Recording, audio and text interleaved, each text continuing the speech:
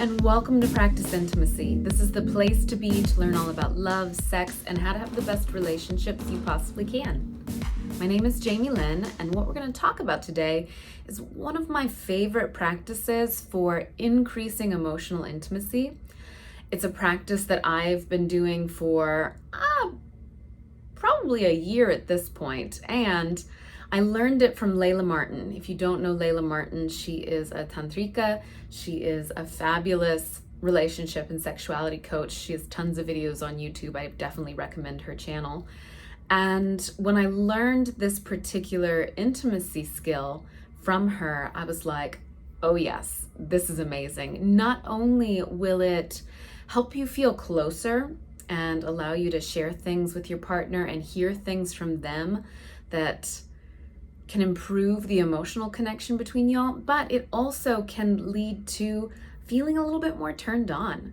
So when we're vulnerable, when we do things, say things, offer parts of ourselves that maybe we've been hiding from our partner, it increases a felt sense of, can feel like anxiety to some people, but it actually is like turn on energy in your body. So excitement and anxiety have the exact same physical sensations in our body. The only difference is what meaning you're ascribing to that sensation.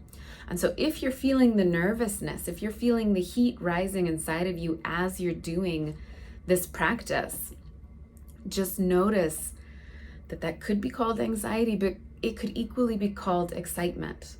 And if you lean into the idea of this vulnerability is exciting, just get curious. It could lead to some turn on between you and your partner. I actually really like to do this particular emotional intimacy practice before any sexual practices, before any intimacy dates with partners.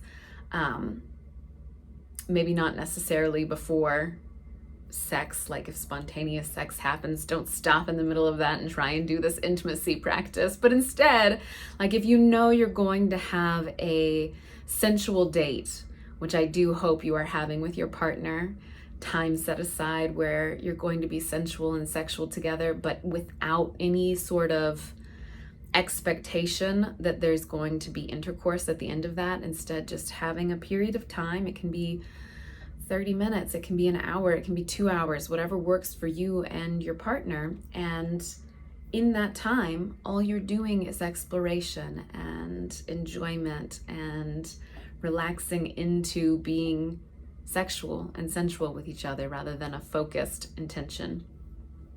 But before doing that, try this emotional practice. It is such a beautiful, beautiful experience. So let me describe it first, and then I'm going to give you some tips so that you can have the best possible experience with this emotional practice. There are 3 questions that you are going to ask your partner, and they'll ask you in return. So these 3 questions are: what are you afraid of? What do you desire? And what do you love about me? I like to use an app called Insight Timer. It has a timing setting application. I don't know. It's got a timer on it for meditation, and I find it is way nicer sounding than any other timer I've used. And rather than an alarm where you have to like break the emotional connection, break the intimacy to shut off the sound, this one just does a single bell that will end after the bell goes. You can do 1 bell, 2 bell, 3 bells. You can also make it to where bells go off after a certain number of minutes. So when I do this practice, I have 12 minutes set aside. So that's 6 minutes of each person talking and 2 minutes per question. So it would be, I would ask you, what are you afraid of?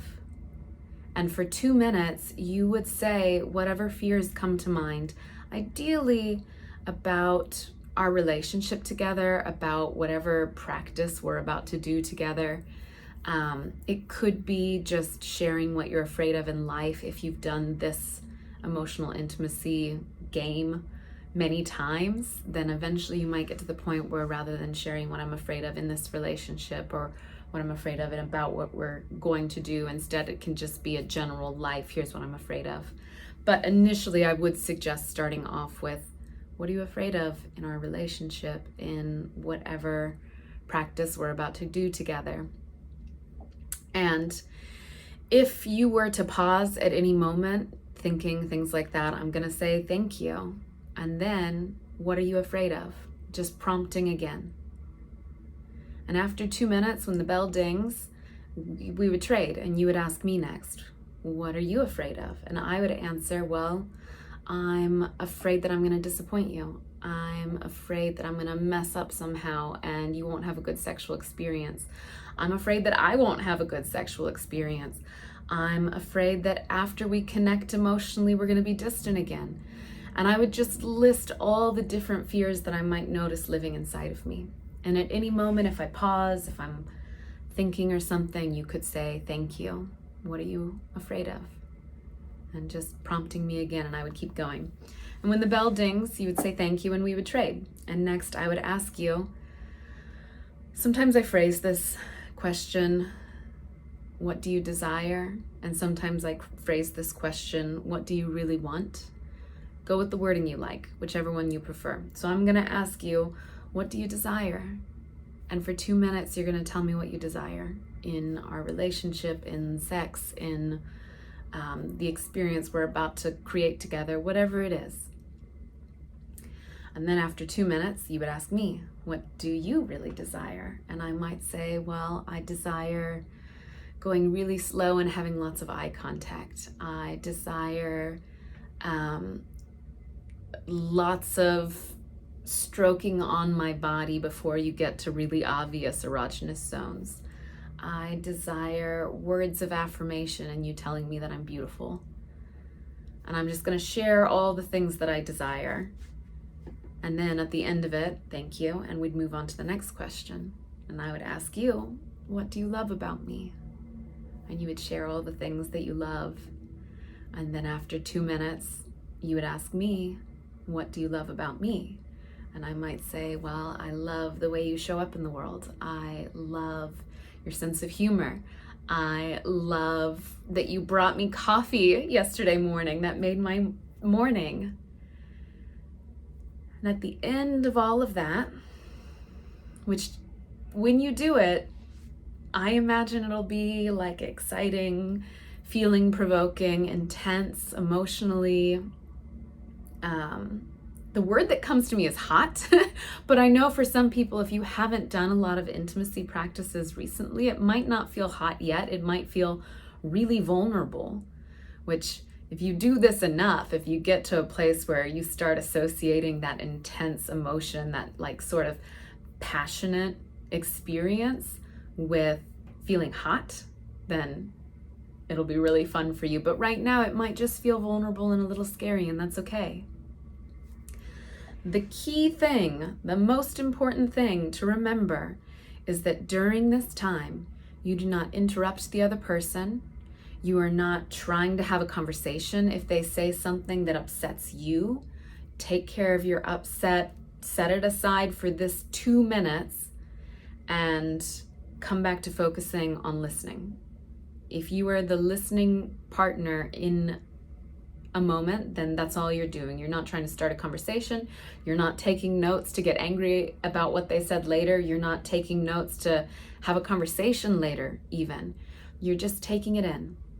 And if you think that would be hard for you, maybe check out my boundaries course, maybe check out this video on psychological boundaries, ways in which you can really protect yourself and recognize that difference in thought is okay, and they can have a thought, a perspective, and it not affect you. So that's one way to kind of help yourself, is have a really good psychological boundary. And then the other thing is, when you're the sharer, when you're the one communicating, when you're the one answering the question, be really honest.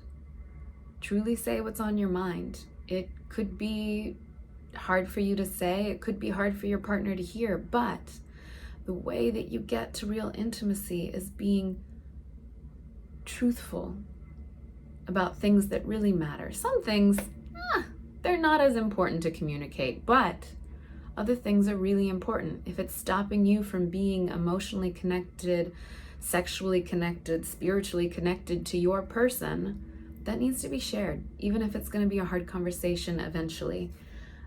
This exercise is not about having a conversation, but it would be sort of an icebreaker. Here's this thing I've been holding in. It's time for you to hear it. Okay, I hope you enjoyed this. Please try it. Tell me how it goes. Tell me if you have a favorite question out of the 3. What are you afraid of? What do you desire? What do you love about me? Most people love the last one. It just feels so good, but you get such fascinating information from the first 2. It's just a wonderful way to get to know your partner better, to share yourself and have them know you better. And in the end, it leads to greater felt sense of connection. So try it. Let me know how it goes. Remember to like this video, subscribe to my channel for more tips, tools, practices in the realm of relationship and sexuality, and I will see you next time.